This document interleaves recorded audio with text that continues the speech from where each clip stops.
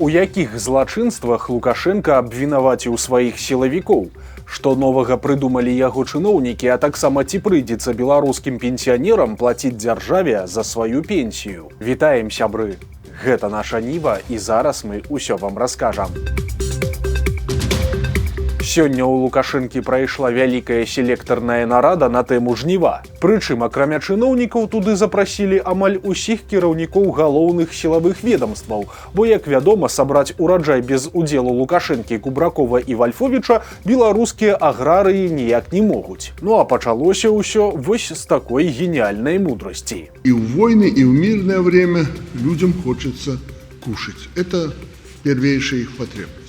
Затым жа Лукашенко пачаў раздаваць пагрозы і прэтэнзіі. Прычым на гэты раз ён абвінаваціў міліцыянераў у крадзяжах паліва на сяле. Только начали уборку, а Министерство внутренних дел уже выявило 46 преступлений. Основные – это хищение комплектующих и запасных частей, взяточничество. И на первом месте воровство горюче-смазочных материалов, чем балуются и ведомство Кубракова.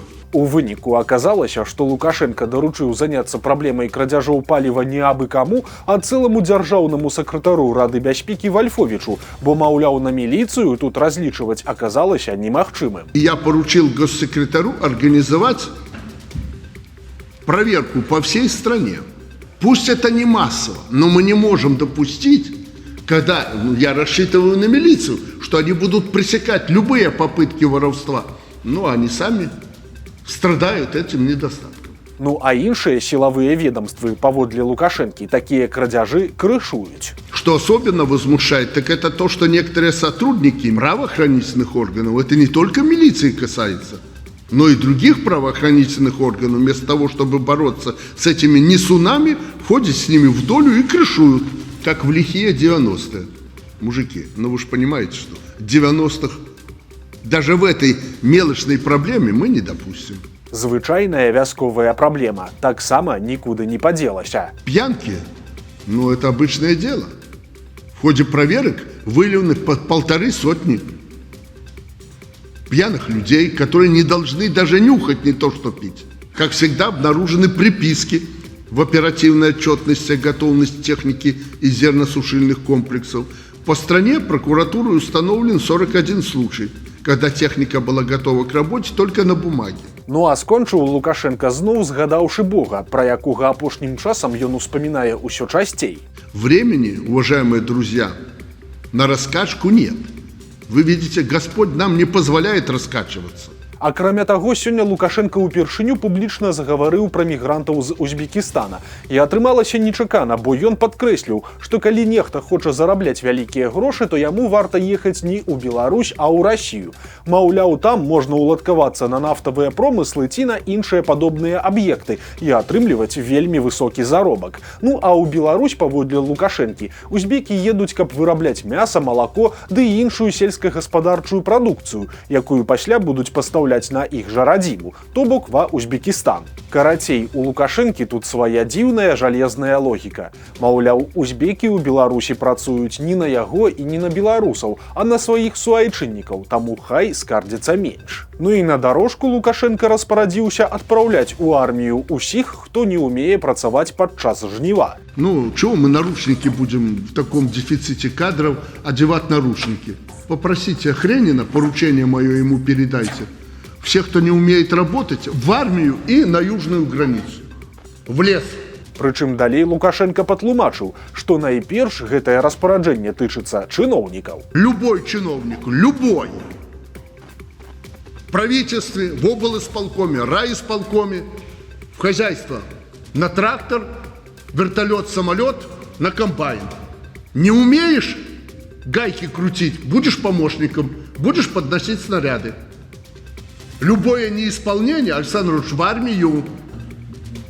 Понимаешь, о чем речь? В армию. Пусть там служит, в лесу будет сидеть. Нам нужны, там тоже нужны кадры. Пускай там служит. Пускай период уборки там послужит. И чиновник, и тот, кто не хочет работать.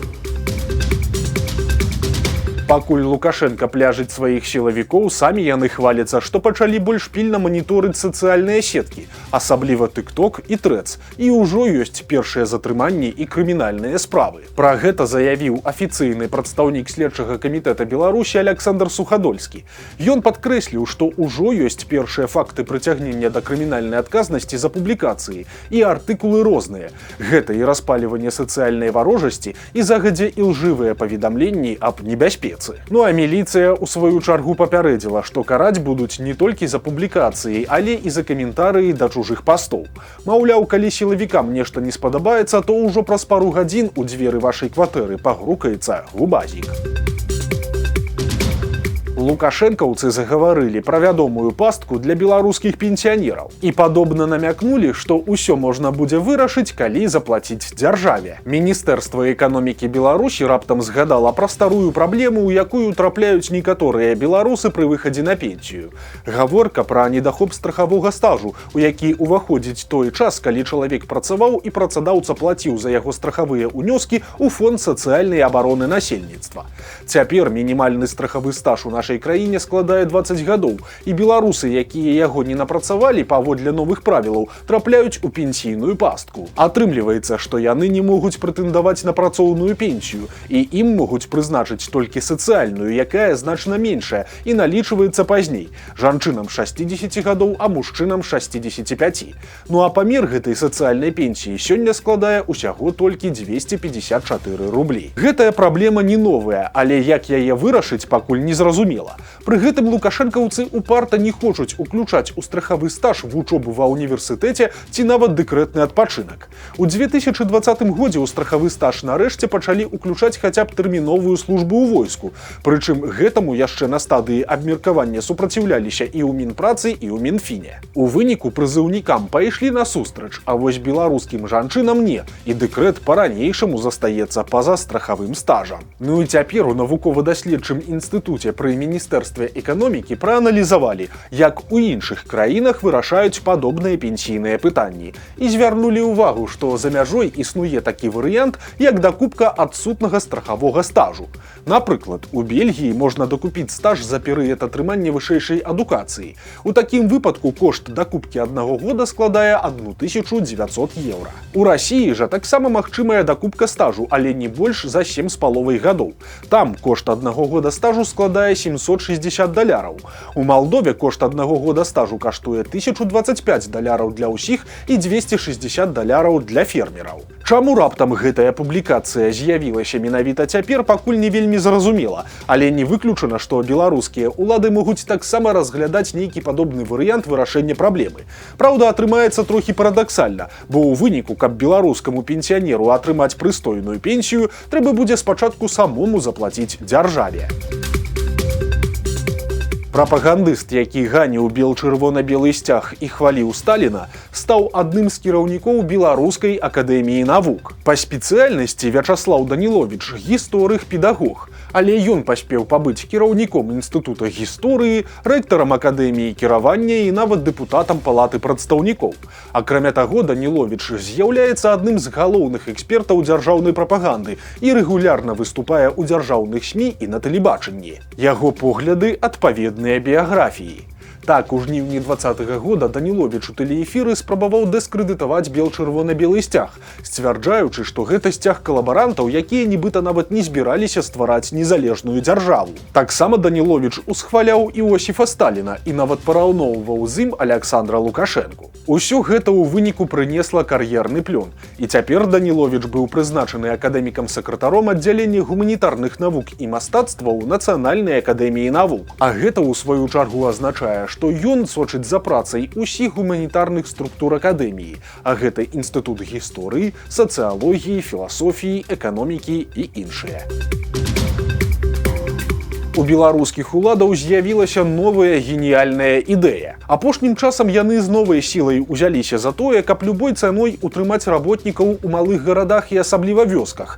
І цяпер на гэтую тэму загаварыла старшыня Савета Рэспублікі Наталья Качанова, якая прывяла даволі нечаканы тэзіс. Паводле чыноўніцы, сучасная сельская моладзь часцяком аддае перавагу добраўпарадкаваным кватэрам, чым сядзібным дамам, і дзяржава павінна гнутка і хутка рэагаваць на гэтыя запыты. Далей цытата. Калі мы хочам, каб людзі заставаліся тут і жылі, то трэба будаваць жыллё. Канец цытаты. Тут адметна тое, што думка пра кватэры ў вёсках гучыць фактычна ўпершыню, і падобна, што цяпер замест асобных дамоў на сяле і сапраўды пачнуць будаваць шматкватэрныя дамы. Прасцей кажучы, у аграгарадках такім чынам з'явяцца аграспальныя аграраёны. Хутка з'явяцца прамыя рэйсы з Беларусі ў адну вельмі небяспечную краіну. Сітуацыя паміж Іранам і Злучанымі Штатамі Амерыкі ў чарговы раз накаляецца. Проста цяпер ужо 10 дзён запар абодва бакі абменьваюцца ударамі. Амерыканцы ўпарта знішчаюць вайсковыя аб'екты іранцаў, а тыя ў сваю чаргу б'юць па базах Злучаных Штатаў у іншых краінах Блізкага ўсходу, а таксама наносяць удары па нафтавым танкерам у Армузскім праліве. Але Беларусь таксама ў гэтыя дні абвясціла аб выдачы ўсіх дазволаў на запуск прамых рэйсаў Тэгеран-Мінск. Калі дакладна пачнуцца палёты, пакуль не кажуць, але беларусам нагадваюць, што яны могуць прыехаць у Іран без візы на 15 дзён раз на паўгода. Дарэчы, ёсць і яшчэ адзін цікавы момант. Беларускае міністэрства замежных спраў ужо выпусціла свае афіцыйныя рэкамендацыі для тых, хто збіраецца ў Іран, і там ёсць некалькі важных нюансаў. Напрыклад, патэнцыйным турыстам нагадваюць пра законы шарыята, а таксама апісваюць побытавыя культурныя адрозненні. Напрыклад, рука сціснутая у кулак з паднятым вялікім пальцам, якая ў нас успрымаецца як ухвальны жэст «усё класна», у Іране лічыцца абразлівым жэстам. Таксама турыстам раяць улічваць фанетычныя асаблівасці персідскай мовы, бо негатыўную рэакцыю ў мясцовых жыхароў могуць выклікаць такія словы, як абрыкос, космас, кірпіч і нават згадкі пра спевака Кіркорава, бо ў іх утрымліваюцца гукаспалучэнні кір і кос, якія па-персідску азначаюць дзетародныя органы. Таксама дыпламаты папярэджваюць пра своеасаблівы рытуал дзяжурнай ветлівасці, які называецца тааров. Ён уключае ў сябе адмову прымаць грошы за тавар альбо паслугу. МЗС нагадвае, што нягледзячы на ветлівую просьбу іранскага прадаўца прыняць тавар-удар, абавязкова трэба яму заплаціць, інакш дзеянні пакупніка могуць быць расцэненыя як крадзеж. Таксама прысутнічаюць рэкамендацыі наконт размоваў пра палітыку. Цытата. Адной з адметных асаблівасцяў іранцаў з'яўляецца цікаўнасць у адносінах да замежнікаў, іх жыцця на радзіме і палітычнай арыентацыі. У ходзе гутаркі мясцовыя жыхары могуць цікавіцца вашым стаўленнем да дзеючай улады ў Іране. Рэкамендуецца адказваць на падобныя пытанні ўнікліва і нейтральна, пры выпадку змяніўшы тэму размовы. Канец цытаты. У Беларусі выпусцілі незвычайныя прамавугольныя манеты. Гэтая серыя носіць назву «Беларуская батлейка», і яна прысвечаная народнаму лялечнаму тэатру.